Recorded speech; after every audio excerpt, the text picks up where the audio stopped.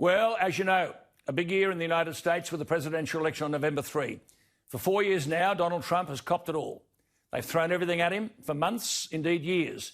The Democrats and their left-wing media mates have been dripping with hatred and a determination to get rid of President Trump at any cost. Yet despite all the fake news about President Trump and his handling of coronavirus, federal data released last Thursday showed the American economy added a record 4.8 million jobs in June, on top of more than 2 million in May.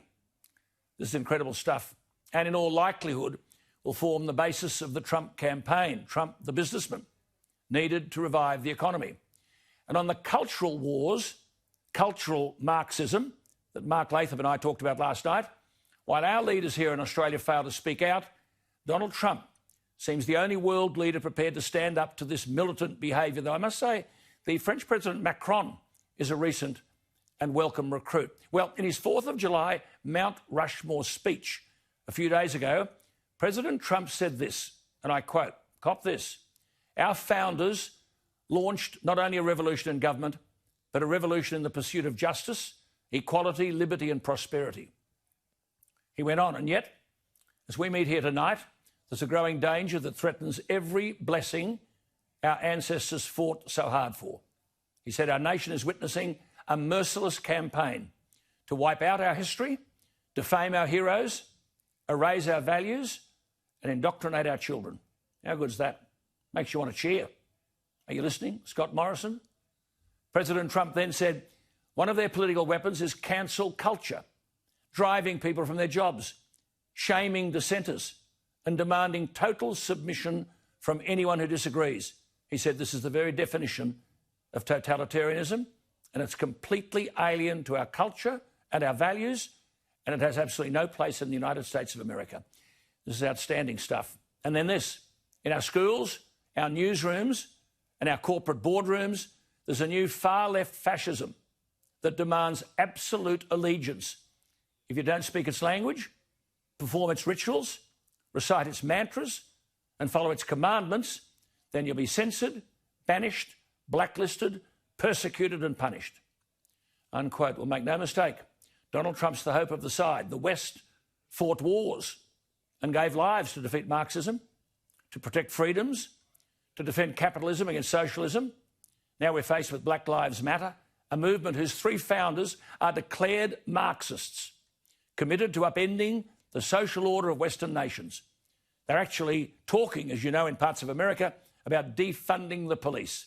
These are foot soldiers of a new ideology that's profoundly anti-Western and views Western history as little more than a litany of crimes. People are entitled to protest, of course.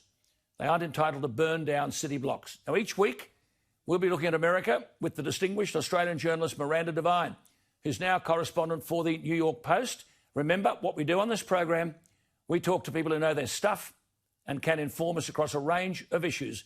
Miranda joins us. Miranda, welcome to the program.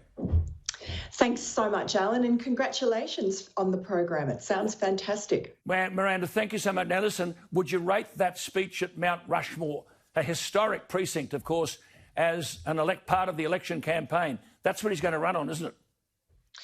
It is. And look, it's, I think, the best speech of his career, and it came at the perfect time because, you know, the country is very dispirited.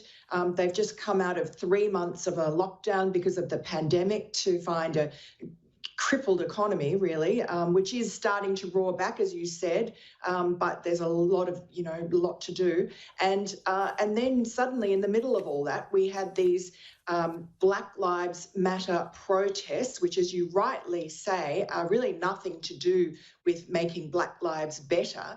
They're all about, an anti-family, anti-police, Marxist agenda. So those protests spilled out onto the streets and fomented violence and looting and rioting.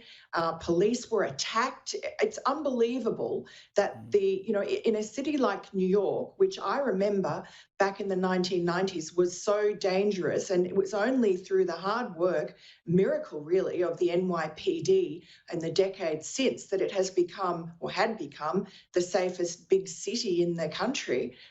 Suddenly now, The police have been defunded because of all this nonsense by $1 billion last week, the City Council. That's 1/6 of their budget. They're being attacked all the time. They've basically been disempowered. They are not able to effect any arrests, and they've cancelled now their own anti-crime squad, which was the group of officers that went out and got the guns off the street. Miranda, you made this comment, which is very interesting for our viewers. The president's media antagonists fell over themselves to find fault with the speech.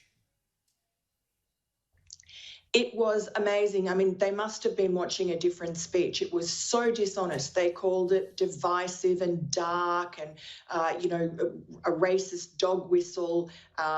They could not find more negative words to say. It was as if they'd written their piece before he started. In fact, it was a really optimistic speech, and it talked about American greatness. It was about, building things, not tearing them down. Wow. And as you say, he called out the left-wing fascism that's taken over the culture. Yeah. What about this Kanye West? What's he up to? Well, look, Kanye West has an album to promote. So he's announced that he's going to be running for president, presumably as an independent.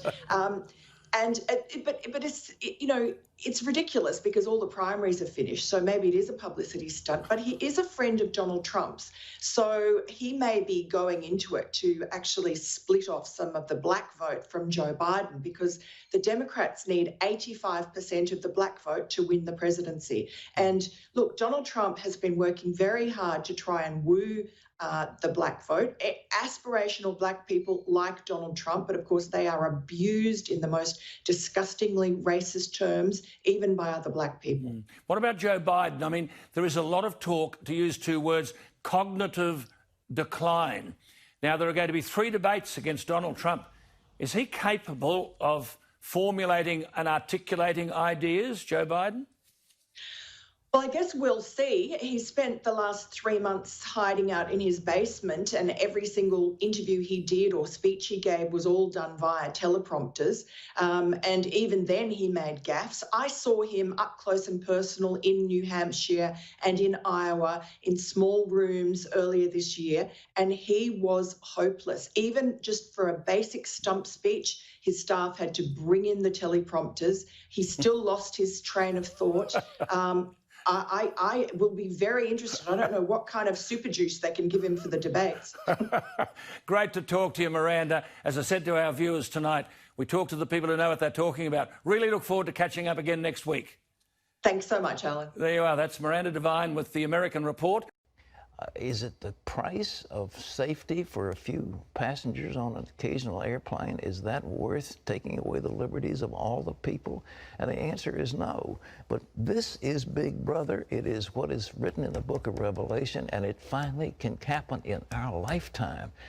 This is scary stuff. Shocking, really. Isn't it? Shocking. I remember reading 1984 and books like The Late Great Planet Earth and thinking that could never happen in our country. People would never buy into that. And here we sit. They say, oh, well, it's okay. It's the USA Patriot Act. It was put in by George Bush. These are good guys. And well, we also grew up being taught and believing that the check and balance system in our government was going to take care of all of this. So grew up being taught and believing that the check and balance system in our government was going to take care of all of this.